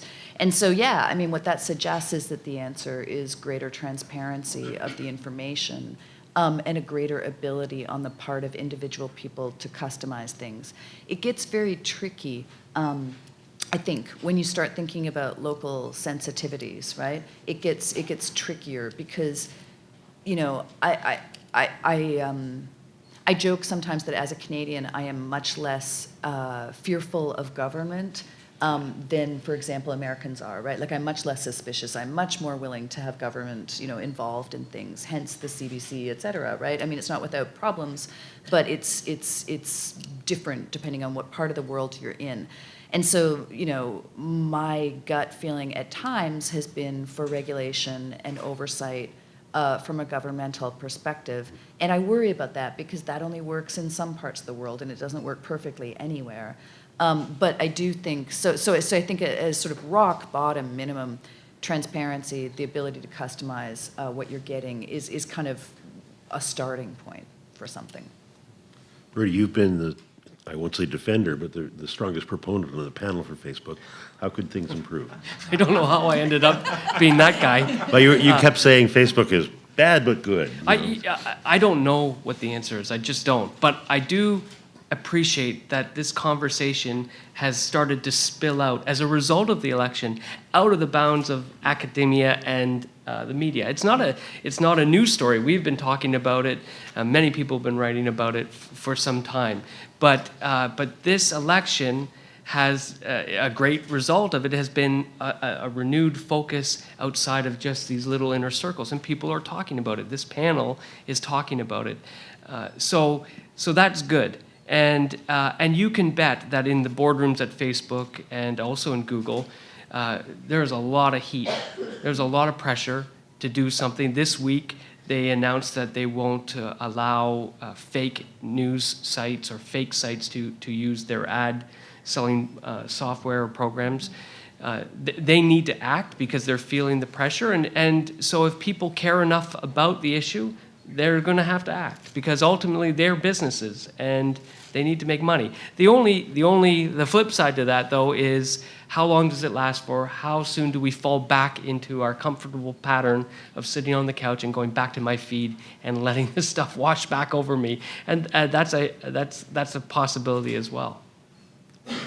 I'll ask one last question because I do want to leave some time for questions from the floor. This will be a quickie, and I think I already know something of the answer from all of you. But if we're in this world that you're describing, where information is becoming more controlled and the web is becoming monetized and it's no longer free and open as it once was, should we maybe consider the option? You were suggesting, Hossein, of maybe a little subterfuge, getting in there and throwing curveballs at some of the things they're doing to us. Maybe we should just quit. Is that the option ever, Hossein? I have another option, which comes from the fact that the offline and online world is converging. So I'm actually, for the past few months, I've been thinking about how we can mix and combine journalism and performance arts. And I think this is what we actually need because the world is saturated by digital forms of content and notifications. It's so much that people are fed up now with the notifications and they've turned them off, many people. So now probably it's time to bring storytelling to the street, to people's houses, to corporations in a real humane way. So you would be storytellers who would be people with some sort of expertise or knowledge about a certain topic, and they can actually contextualize and tell the news and the story in a human way to other people. This is, I think, an area worth exploring for the future of journalism in a way, to get out of these boundaries of text and video, either digital or even in print, and bring it back to the offline and analog world, and maybe it wouldn't be scalable as they usually say, but I think it would be very effective. Brodie. Can you repeat the question? I guess the question is, what should we do? If the web is closing in, if it is becoming more controlled, if it is providing less information, being less useful, what should we do? Well, one is we shouldn't really be surprised. I mean, so we are now in a place where the web has matured, devices have changed, and information and news is increasingly mediated by technology, big companies that have a profit motive. And to that I say, what else is new? In terms of news media, that has been the story of news media. Now the big press barons and the broadcasting conglomerates are Google and Facebook, but so I don't have quite the, I mean, there is part of me that is a realist about this. I'm not sure I'm that surprised in an open capitalist system that money moves in and figures out a way to monetize and serve a consumer. I also don't think that it's all doom and gloom. I actually think we are still in a wonderful age of stories and access to news and information.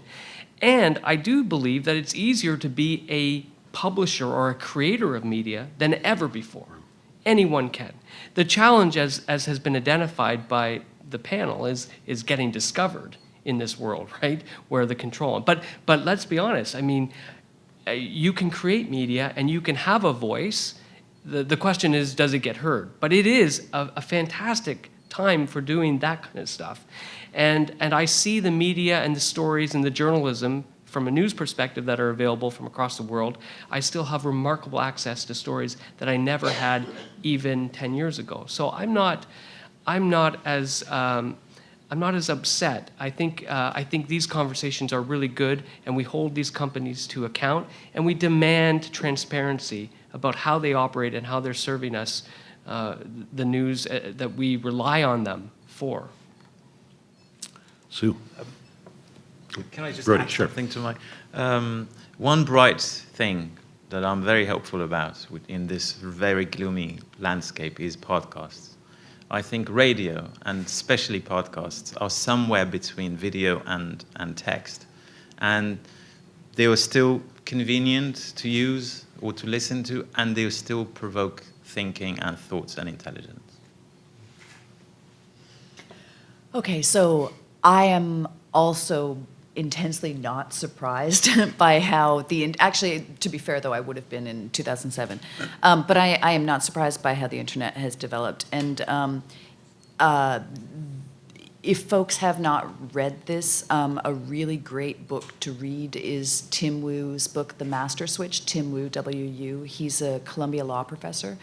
And he wrote this terrific history in 2010, which was about how massively disruptive communications technologies play out over time.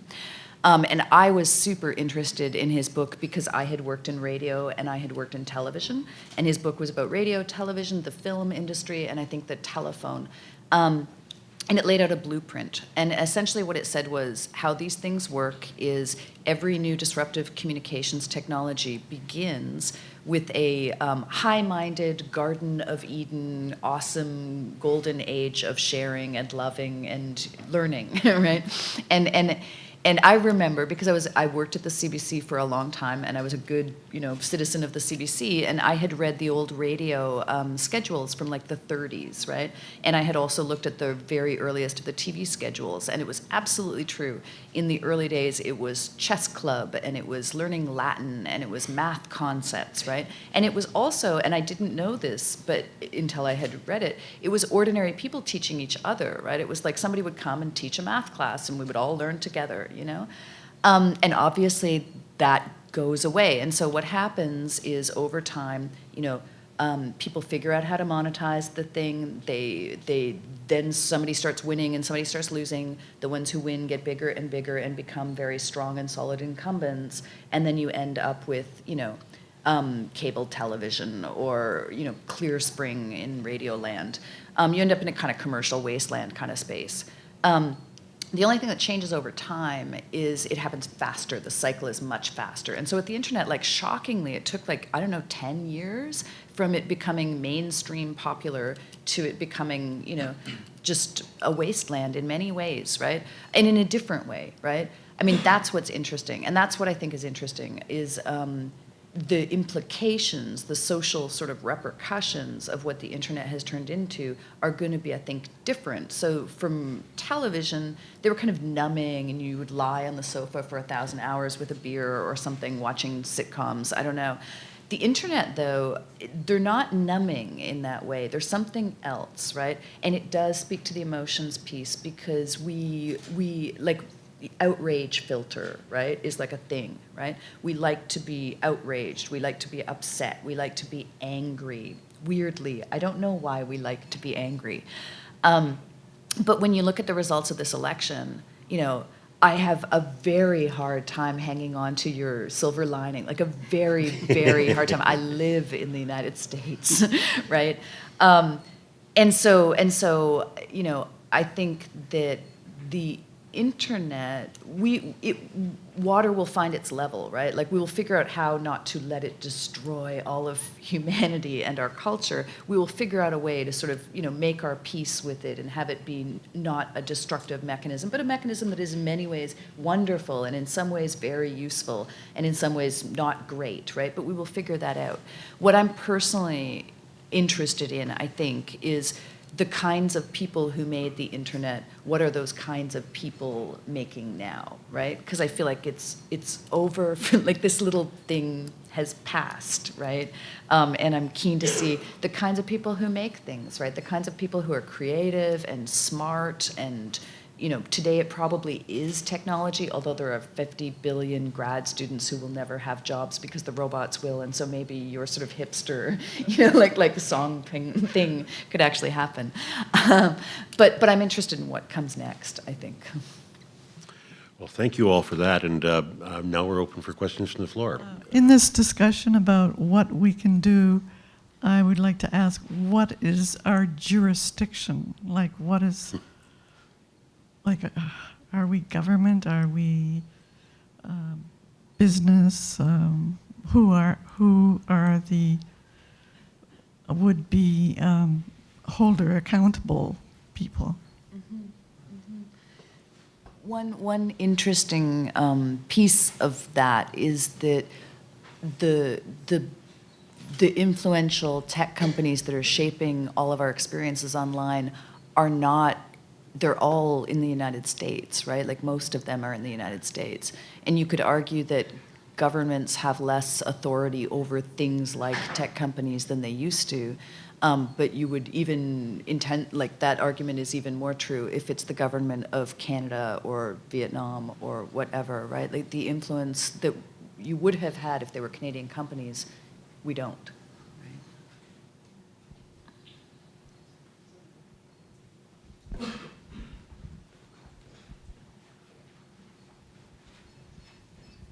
It struck me in all the conversation about the privatization of the internet and the corporatization of control of it. No one brought up the concept of something like a press council or a broadcast standards council for internet media companies. Is such a thing possible or desirable? Legal question? No, you were the lawyer. What? I'm not a lawyer. Mockery. He was making fun of me for being a lawyer. He was not making fun of your question. He was making fun of my fake PhD. That's actually a really good idea. I've never heard anyone suggest that. And it's interesting, right? Certainly, if you're Google, you want legitimacy.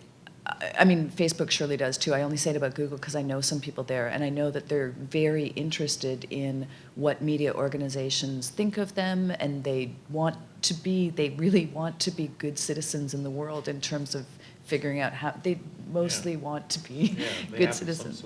They do. They have some, right? Well, and also they just have the sort of narrow self-interest of not wanting to get in trouble or be overly regulated or whatever, right? So in many ways, Google does do convenings of news organizations. They have a conference every year called Newsgeist, and a lot of publishers come to it. So that might actually be a natural evolution. That would make some sense, right? Hi. Very fascinating conversation tonight. Thank you. We hear about lack of transparency of the algorithms. We hear about the possibilities for holding corporations to account. We hear about the consumer responsibility for how they consume, how we consume. What I wonder is there a place for entrepreneurship in creating competing models?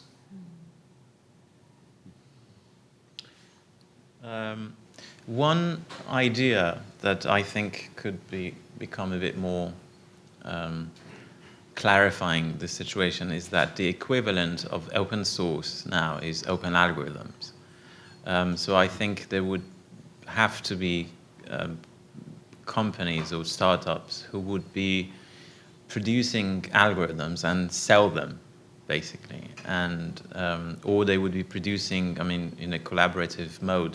They would all be working, a few even news organizations, I've been thinking about that, using their own apps with the audience base that they already have, they can actually come up with a new social platform only for news, which would be governed and funded and run by themselves in a sort of a shared kind of council-y way.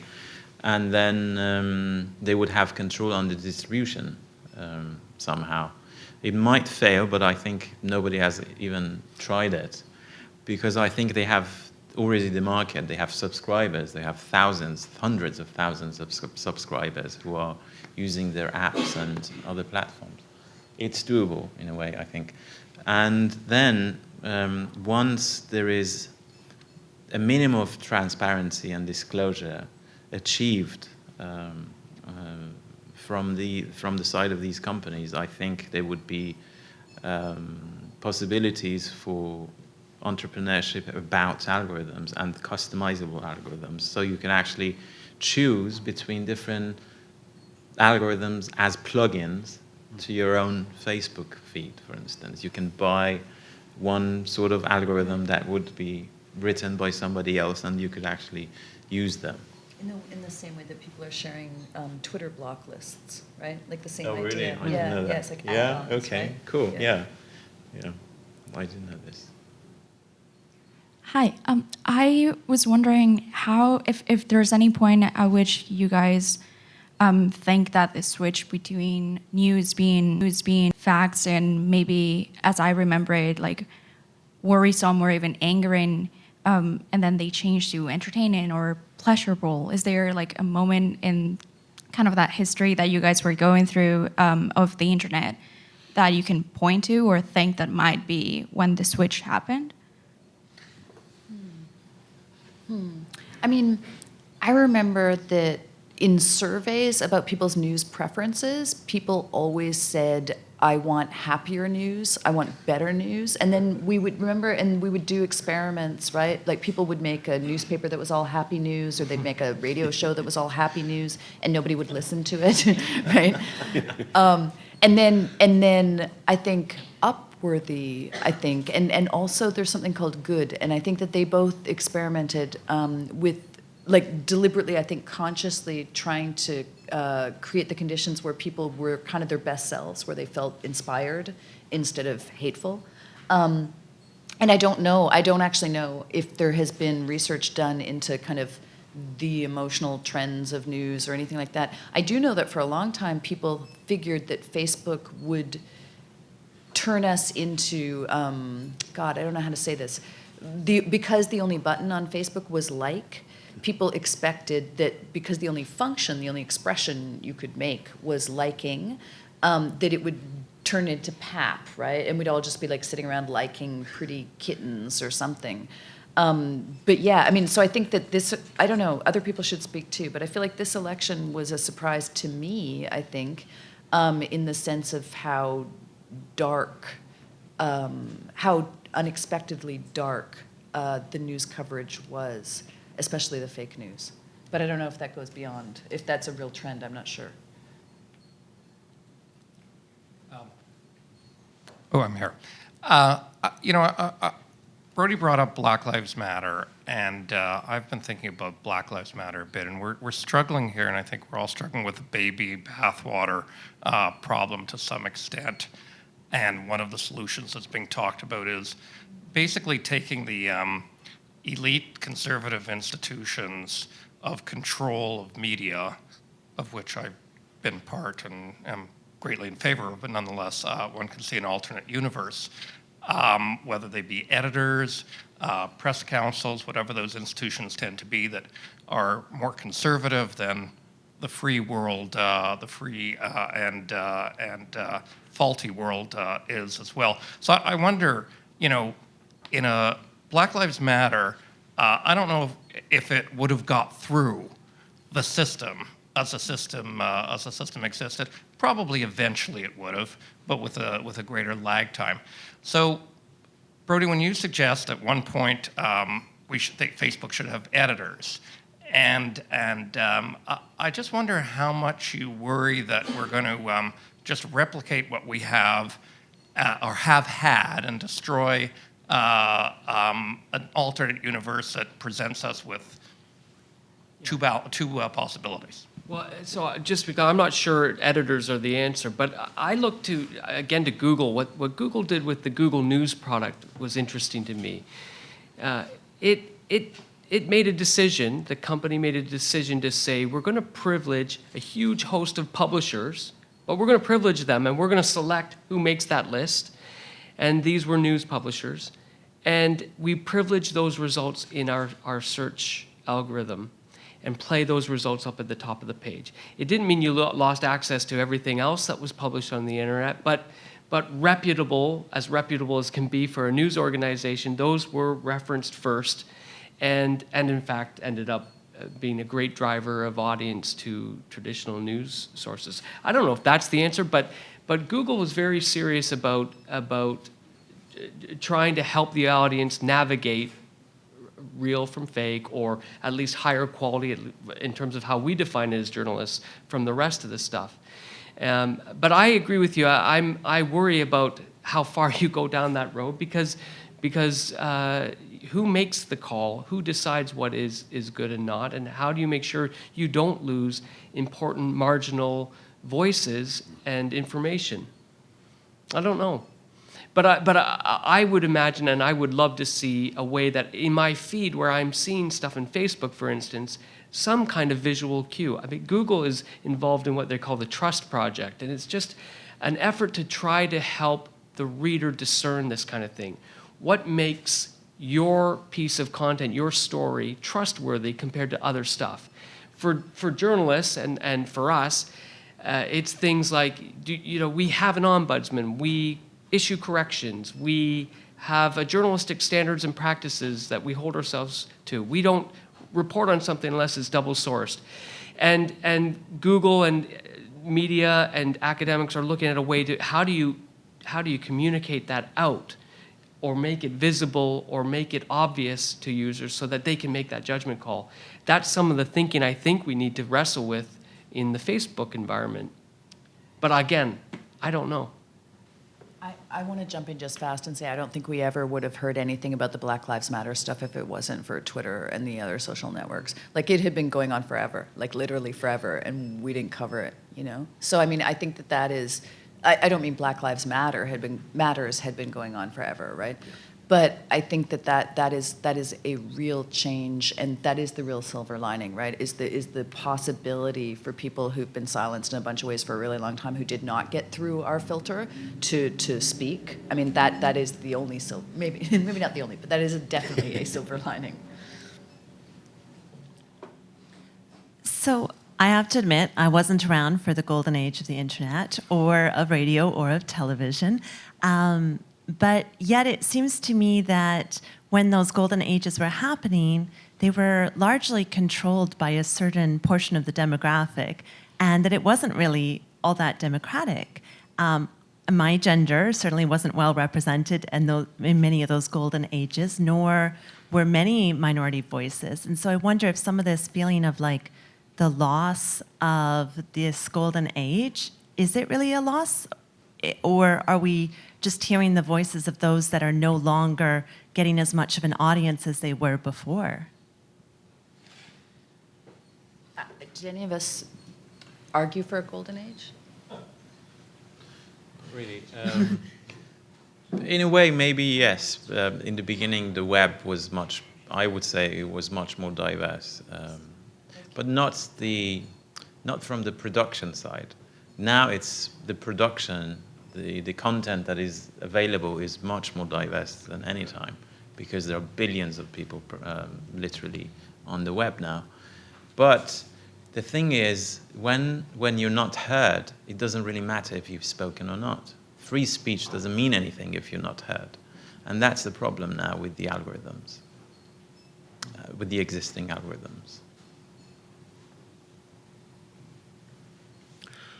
Well, it has been a informative, sometimes worrying, sometimes enlightening evening. I thank you all for coming this evening, and I want you to join me in thanking the panel for Eminent.